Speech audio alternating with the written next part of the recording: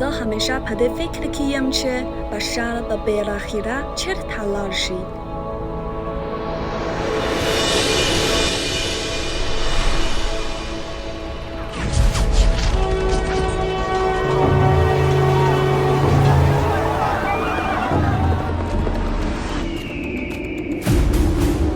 که وکرایشم وقت متوقف کرم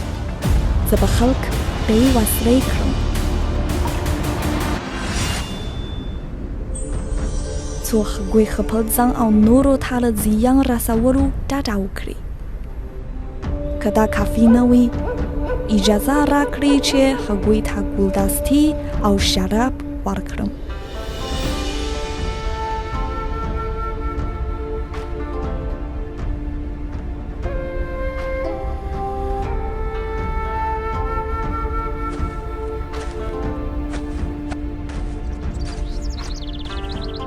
که وکړای شم چې درد او ناروغي لرې کړم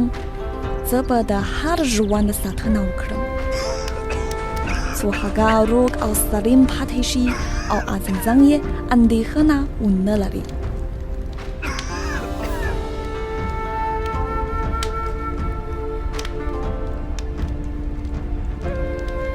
که دا کافي نه وي نو اجازه راکړئ چې مینه لا زیات کسانو ته ورسوم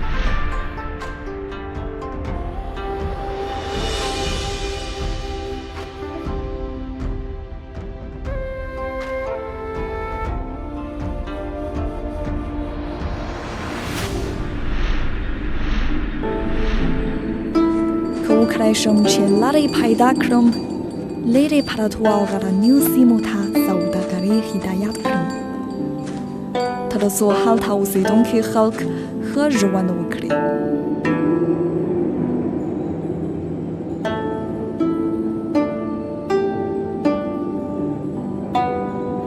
که دا کافي نه وي راځئ چې سره یو ځای لا پراخه نړۍ وګورو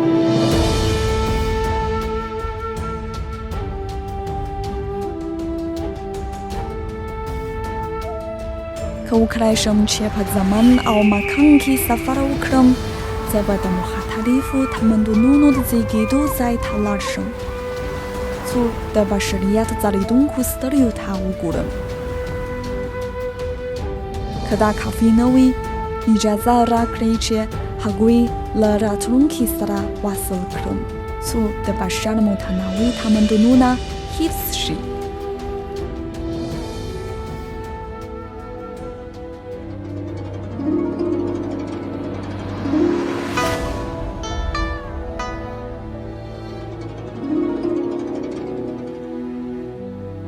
که زه وزر ولرم زه به پراخ جهان ته پرواز وکړم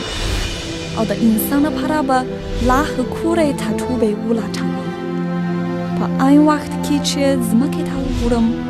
متوجه کېږم چې دا تقریبا کافي نه دي که ونه توانېږو چې له خپل اوسني کوره ساتنه وکړو نو د بل کور پیدا کول به ګټه ونه لري ما د تاریخ په اوږدو کې قدم واهه او دې ځای ته راغلم ما لرغونې او اوسنۍ زمانې ته کتلي دي او راتلونکي ته سترګې په لاره وم